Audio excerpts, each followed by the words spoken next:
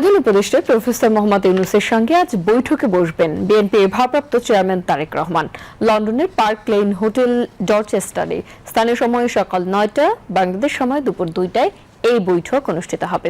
এই বৈঠককে বাংলাদেশের রাজনীতির বাস্তবতায় অত্যন্ত গুরুত্বপূর্ণ বলে অভিহিত করেছেন প্রধান উপদেষ্টার প্রেস সচিব শফিকুল আলম। বৃহস্পতিবার সাংবাদিকদের ব্রিফিংকালে তিনি এই কথা বলেন।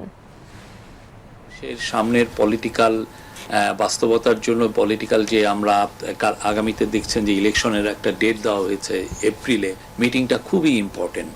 এই মিটিংয়ে আমরা আশা করছি যে তারা আমরা এখানে আসলে কি এজেন্ডা এটা না, তারা যে মিটিং করছেন এবং তারা সবকিছুই আলাপ করবেন। কেননা একজন হচ্ছেন বাংলাদেশের এখন ইন্টারিম গভর্নমেন্টের প্রধান, আর একজন হচ্ছেন বাংলাদেশের লার্জেস্ট পলিটিক্যাল পার্টির প্রধান। তো তারা দুইজনের মধ্যে আলোচনা হবে এবং তারা অনেকগুলো সবকিছু নিয়ে আলোচনা করবেন। আমরা আশা করছি যে ৯টার মধ্যেই ওনারা আসবেন। আসার পরে একটা 1-to-1 মিটিং হবে। এই ক্ষেত্রে যদি ওনারা মনে করেন যে আরো অন্যান্য কেউ থাকবে, সেটা এই দুজন লিডারই এটা ডিসাইড করবেন।